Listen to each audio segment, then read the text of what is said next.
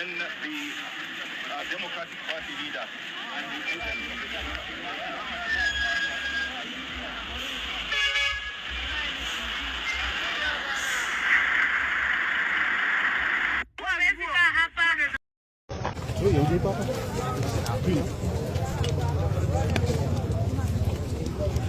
Yes, karibu. Umekuwa unahisi aje kwanza kufika hapa?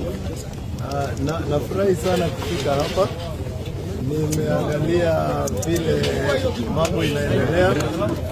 Nashukuru sana watu wa Mbeere North kujitokeza.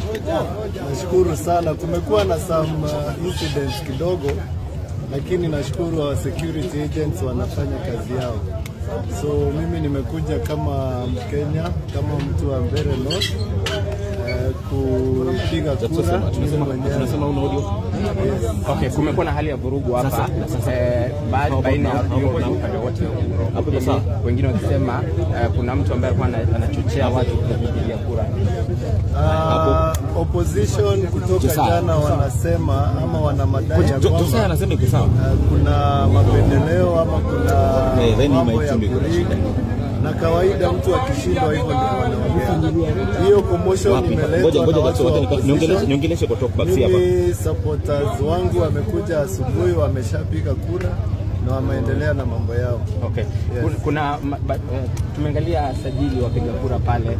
Jina lako la mwaka 2022 na sasa ni tofauti. Yes. Unaweza tueleza tu Wakenya waelewe? Nimebadilisha jina, niko na wakili, niko na deed poll, niko na kila kitu, niko na kitambulisho mpya.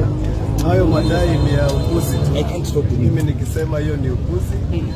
Kwanza mwenye anadai ni wakili, anajua mtu anaweza badilisha jina kwa kitu yoyote. Na kwa siasa sana watu wengi wanabadilisha jina. Kwa hivyo ni jina lako halali. Wamuthende sahi ni brand name. It's the most trending name in Kenya. So watu wakae tu wakijua Wamuthende iko sawa sasa. Okay. Niko na kitambulisho, niko na stakabadhi zote. Yes. Mwisho kabisa, uko tayari kukubali matokeo yote yatakayotokea baada ya uchaguzi leo? Mimi niko tayari, sina shaka tulishinda, na ndio maana opposition wanajaribu kuweka chaos. Nasikia wana